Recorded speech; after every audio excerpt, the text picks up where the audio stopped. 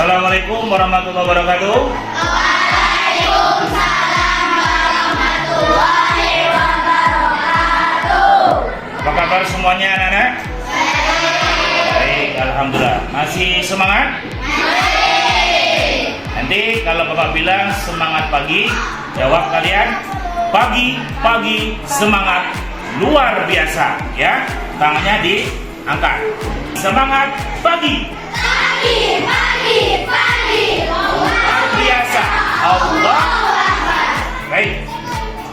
Untuk hari ini anak-anak semuanya, sebelum kita memulai pembelajaran, alangkah baiknya kita berdoa, ya. Berdoa semoga pembelajaran kita hari ini bisa bermanfaat, menambah ilmu untuk kita semua, barokah hidup di dunia maupun di akhirat. Amin ya Rabbal. Namun sebelumnya kita nyanyi dulu sama-sama. Ya, duduknya dengan rapi ya. Naik kapal kecil bergoyang-goyang, naik kapal besar tidak punya uang. 1 tambah 1 sama dengan 2. 2 tambah 2 sama dengan 4. 4 gulipat, tangannya dilipat, duduknya yang rapi. Alhamdulillah. Yuk kita nyanyi sama-sama dulu. 1, 2, 3.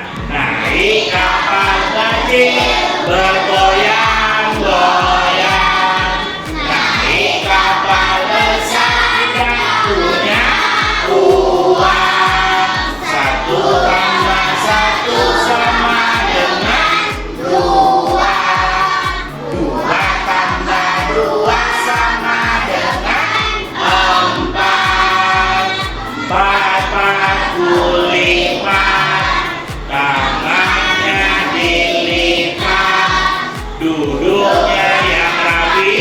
Alhamdulillah. Baik, semuanya berdoa dimulai. Tundukkan kepala.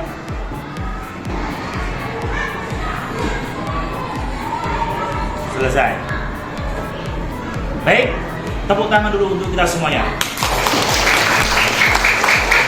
Ya, terima kasih. Untuk materi kita hari ini, silakan kita buka halaman 12 tentang khitan. Iya, tentang khitan. Ada yang tahu masalah khitan? Kata lain dari khitan kira-kira apa? Boleh? Nah, silakan.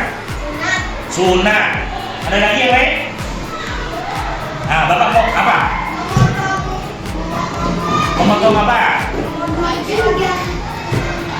Memotong sebagian tubuh kita, ya. Sebagian yang mana? Nanti Bapak jelaskan, ya. Betul. Apa yang dikatakan sama si Satria sama Yaskur itu betul tentang khitan. Khitan ada bilang sunat. Biasanya orang masyarakat di daerah kita nyebutnya sunat. Siapa yang disunat? Dia orang laki-laki. Nah, karena kalau sudah disunat, ada yang berani nggak di sini? Ada yang belum sunat? Ada yang belum? Oh ada. Yang sunat? Yang sudah sunat? Hampir semuanya ya. Yang laki-laki itu nanti suatu saat akan disunat. Namun sebelum kita masuk ke pengertian, ini tentang sejarah. Siapa yang tahu sejarah sunat? Sunat ini sejak kapan ya? Ya silakan ya. Sejak Nabi Ibrahim. Jadi Nabi Ibrahim alaihissalam itu diperintahkan untuk khitan, untuk sunat. Siapa yang tahu usianya berapa waktu itu? 83. Siapa? Siapa namanya? Zakia. Ya, Zakia berapa umurnya Nabi Ibrahim? 80 tahun. Ya, betul sekali. Tepuk tangan untuk kita semua. Sejarahnya Nabi Ibrahim alaihissalam diperintahkan untuk khitan. Kemudian umurnya 80 tahun. Umur 8 tahun, coba bayangkan anak-anak. Kira-kira itu kalau 80 tahun sekarang ini nampaknya masih muda apa sudah tua? Sudah tua ya. Barangkali jalannya sudah bongkok seperti ini ya. Nah, barangkali seperti itu. Umur 80 tahun. Tapi kalau seusia kalian ini baru umur 9 tahun, masih gagah, masih larinya masih kencang, ya. Makanya dia disunat sebelum umur 80 tahun. Ya, tentu bagi kita. Tapi waktu perintah pertama kali oleh Nabi Ibrahim alaihissalam itu usianya 80 tahun, disuruh hitam, dipotong sebagian dari tubuh, yaitu dari kemaluannya. Kalau sekarang ini udah zamannya modern, menggunakan alat bermacam-macam. Ada yang punya kalau zaman dahulu tradisional, ada yang pakai bambu yang ditajemin. Bayangkan coba. Mohon maaf, di sini contoh ya. Misalnya ini materi kita ini bukannya materi yang jorok atau kalau dari orang Jawa nyebutnya saru, tidak baik, bukan ya. Karena ini materi fikih ini semua wajib tahu. Misalnya ini, mohon maaf sekali lagi. Ini kemaluan bagi laki-laki. Anggapnya ini spidol nih ya. Saya nggak ada tutupnya. Kalau masih ada tutupnya, ibaratnya belum disunat. Nah, kalau udah disunat, bentuknya mungkin seperti ini, mungkin ya. Dan dibuang ini sebagiannya. Sebagiannya itu dipotong bagi laki-laki yang usianya sudah cukup. Bahkan ada yang baru lahir pun itu ada yang dikhitan. Kalau Nabi kita Nabi Muhammad itu lahir sudah berkhitan. Ya, makanya ada anak kecil yang baru lahir umur 7 hari itu sudah ada yang dikhitan ada.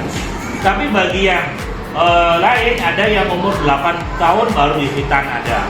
Umur 7 tahun ada yang baru dikhitan ada. Ya, dipotong kemaluannya sebagian. Itu menunjukkan bagi laki-laki dia akan nambah balik, ya, sudah mau masuk balik biasanya, sudah masuk mukallaf. Mukallaf itu orang yang sudah mau dikenai hukum, ya. Jadi supaya sehat ini nanti kalau kita sudah khitan. Jadi intinya pengertian khitan itu menghilangkan atau memotong sebagian dari tubuh atau kulit. Ya, bagian tubuh laki-laki, yaitu bagian kemaluannya itu dipotong. Jadi ada lima kesunahan yang harus dilakukan oleh bagi kita laki-laki ya maupun perempuan. Kalau perempuan hukumnya sunnah ya, hukumnya sunnah. Untuk sunnah itu ada juga. Yang pertama ada mencukur bulu ketiak, kemudian ada mencukur kumis, dan juga mencukur atau menghitan tadi. Nah, ini adalah kesunahan bagi kita untuk melaksanakan 5 sunnah dari Nabi Muhammad. Waktu Nabi Ibrahim, kemudian syariat Nabi Ibrahim tadi diikuti, diteruskan oleh Nabi kita Muhammad Shallallahu Alaihi Wasallam, termasuk kita tadi.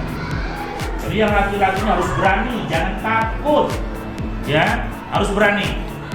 Kalau sudah khitan itu, wah, sudah kayaknya keren. Kalau belum khitan itu masih malu-malu. Tapi kalau sudah khitan bangga. Bapak dulu mungkin juga kayak gitu, nak, ya. Karena laki-laki memang harus khitan, dia harus memberanikan diri. Jangan takut. Dulu dengan menggunakan kayak bambu yang ditajemin, ditipisin, nah, itu jadi kayak guntingnya. Ada yang sekarang zaman modern pakai apa namanya tuh? Laser. Ya, pakai laser katanya biar cepat kering, biar cepat sehat, biar cepat sembuh. Nggak apa-apa. Yang penting kita harus menjalankan perintah Allah melalui Nabi kita, syariatnya, yaitu berkhitan atau sunat. Nah, sunat itu mengikuti bahasanya. Makanya ada orang bilang melaksanakan sunnah Rasul bagi anak-anak kita yang laki-laki, yaitu khitan. Nah, sunnah. Makanya orang nyebutnya sering sunat. Nah, ternyata itu adalah sunnah Rasul yang dianjurkan. yang dicontohkan oleh Nabi kita. Makanya sunat ya. Kalau belum berani besok harus sunat ya. Nah nih, kalau sudah semuanya sudah sunat, alhamdulillah ya.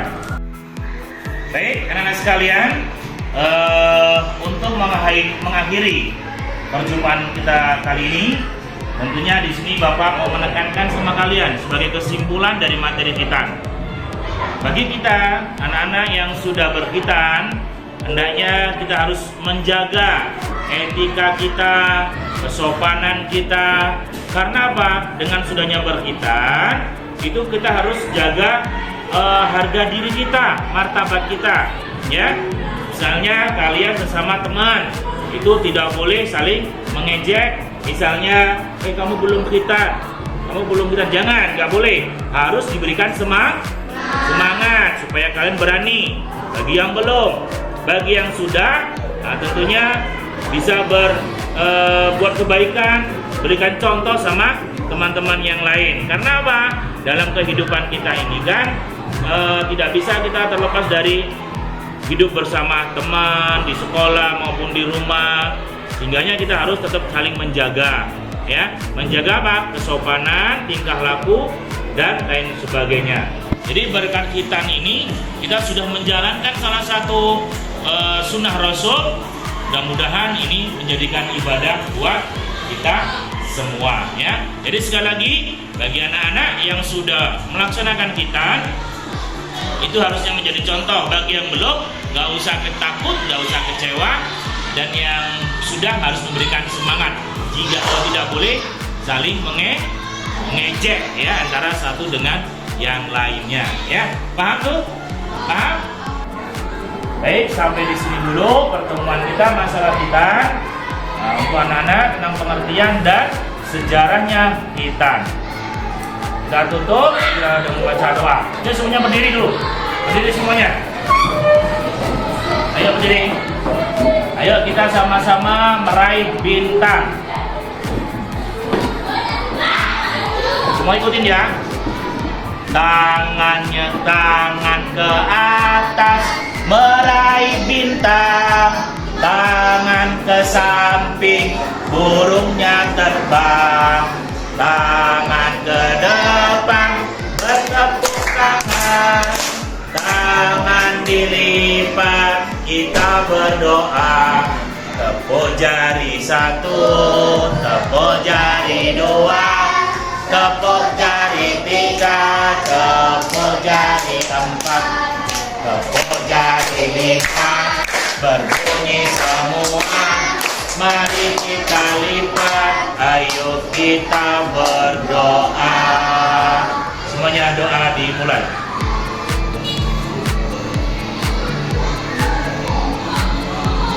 Selesai. Baik, terima kasih anak-anak. Sampai di sini dulu perjumpaan kita masalah materi khitan. Mudah-mudahan anak-anak nanti bisa dipelajari, diulang-ulang kembali di rumah. Untuk besok, untuk minggu depan akan kita lanjutkan. Mohon maaf dari Bapak apabila ada kesalahan.